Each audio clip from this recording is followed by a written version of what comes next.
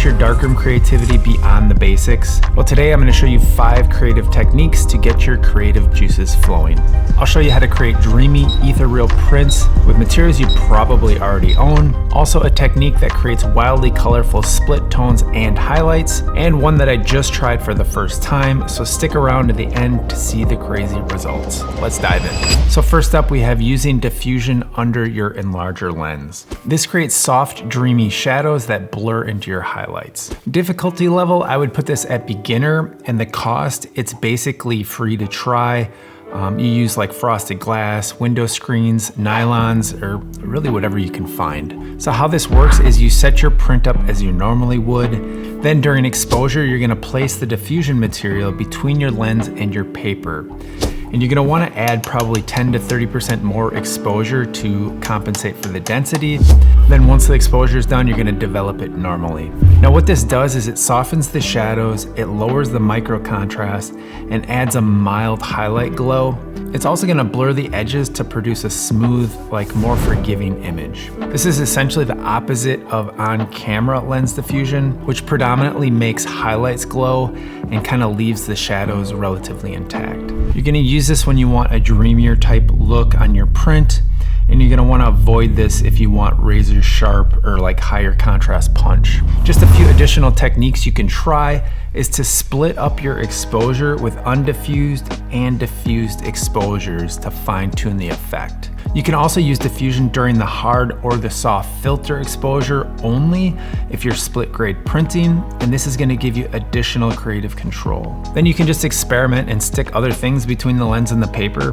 Many things will diffract light in different ways, and you can get some really wild results. So here are the 2 prints I made. This one's the straight print and this one has the diffusion.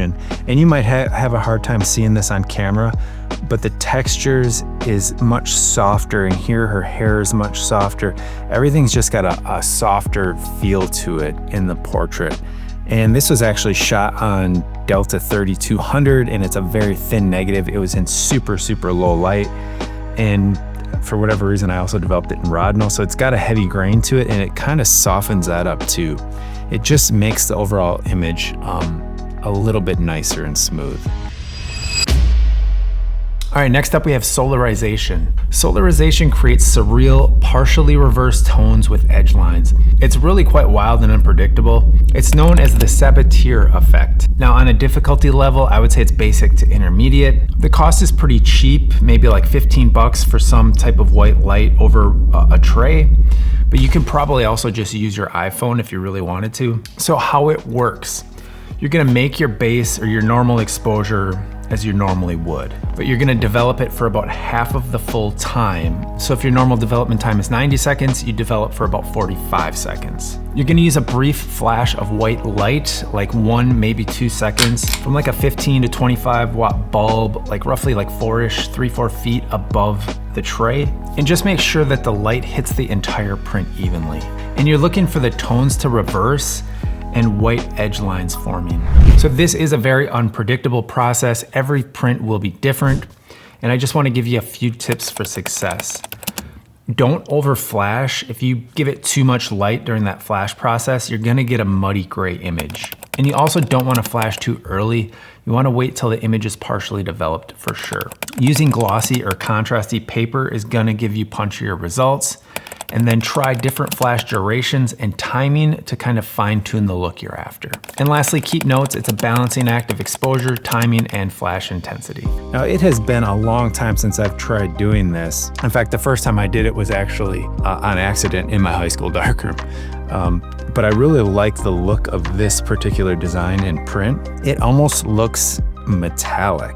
And I think if this was on actual glossy paper, it would really, really pop. I only had this luster paper, but this is just, it's a neat technique to try. I've seen some really cool work done this way, so I would encourage you to give this a shot and see what you can come up with. The next technique is lift printing, and this is my favorite process. It creates explosive, intense blacks and soft, colorful highlights. It's a split tone effect you really can't get any other way. The difficulty, it's a bit advanced, and the cost can be like 100, 150 bucks to start. because you need a special developer, and you got to make sure you have paper that's going to actually lift. So how this works is you're going to mix up your lift developer. My two favorites are Arista lift developer and Morse's SE5. Then you're going to overexpose your print by about 3 stops from what would normally give you a good print in normal print developer. And what you're doing here is developing by inspection, not by a timer. And you do this by using a red inspection light. And you're gonna kind of wait, when you put it in the developer, you're gonna wait anywhere from 2 to 15 minutes or more. And this is gonna depend on the developer temperature, strength, and exhaustion. And what you're waiting for are signs of infectious development. And that's just the shadows starting to explode. So the first thing you'll see is a faint image starting to emerge. Then when infectious development does start, the blacks they're just gonna start exploding in this chemical reaction. Then what you're looking for is the shadows to look right. So when your shadows hit a certain point, you wanna pull it and put it in the stop bath immediately to halt all development. Foamatone and Ilford's Warm Tone fiber paper are currently your best available new paper choices, but you can definitely use old, expired, and fogged papers, because honestly, sometimes they lift print the best. So definitely keep any old paper you have, and then be on the lookout for deals to experiment with in the future. Once you're done with your printing session, save and reuse your lift developer. It gets better with age. After it's been used, it's called Old Brown, and it can be added to the developer mix for your next printing session, and it just gets the developer a little bit primed and ready. So here is the lift print. Now this is hands down my favorite printing process of all time. It is so addictive and so just fun. And when you get it right, you get it right. And this matches my vision for this negative perfectly. Like, I couldn't get this straight printing. And if you've never done this, I would definitely check it out. I do have a few other videos out there on it, and yeah, it's just the best. All right, the next one is the one that I've just tried for the first time, and this is painting or spraying developer onto your paper. So the difficulty I put as advanced, and then the cost, I put under $15. Really, all you're gonna need is maybe a spray bottle and a few paintbrushes, or other ways you wanna get creative with it. And how it works is you're gonna expose your paper normally, then lay the print in an empty flat bottom tray, and spray or paint on the developer wherever you want the image to emerge. Then you're just gonna wait 3 or 4 minutes, and then when you have something you like, then you can stop and fix it to make it permanent. And this one is wild because you can literally paint the image into existence. There's just so many really cool creative ways you could approach this. And this is gonna be best for like one-of-a-kind artistic prints, because it's gonna be really, really hard to reproduce these over and over again to get like the same print. Like it's not gonna happen. And a quick tip, you could also dilute your developer further than like what's recommended or you're used to doing, to get you a little bit more control over the process. Next, we have sepia toning followed by gold toning. So this is what you call combination toning.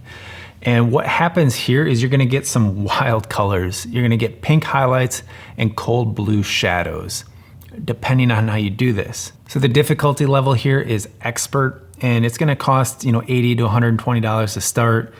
It's just, gold is expensive. And how this works is you're gonna bleach and tone the print in a standard sepia tone developer. You're gonna give it a good rinse, and then you're gonna tone it in the gold toner for 5 to 15 minutes or so. And what you're gonna see is that the highlights are gonna the colors are gonna shift to an intense pink, sometimes salmon color, but they get really, really intense. Then you're just gonna give it a final wash once you're done. Now, warm tone papers are gonna have a much stronger color and effect. And also, the longer you tone in the gold toner, the more intense the effect is gonna get. So some quick tips. Partial bleaching is the secret, so don't fully bleach, especially if you want a dramatic split tone. The silver unaffected by the sepia will shift blue in the gold toner, whereas the sepia toned areas will shift to like the salmons and the intense pinks. And if you want some formulas for the sepia and the gold toner, you can grab them in my free Darkroom formula ebook. The link is in the description. So here is the sepia and gold tone print. Here is a straight print. So I'm not sure how well on camera this is gonna come across, but this definitely is very pink in here, and it has just a really unique look, and it's something that you really can't get any other way. It's kind of like you'll take that pinkish warm sepia and just amplify it. So here's another example. This is an old print I did. This is probably 30 years ago. But you can see the pinks. And so I went even further into the grayscale with that. And I think this one's actually tritone too. I think it's selenium gold and sepia. So you can get really, really creative with your toning and get some wild tri-colors if you want to. So in closing, these techniques work best when your fundamentals are solid. If you're still fighting to get beautiful, consistent prints, you're gonna wanna make sure you fix that first. And to help you, I've created a free training to help get you on track. The link for that is in the description as well. And if you enjoyed this video, I think you're gonna love the next one right here.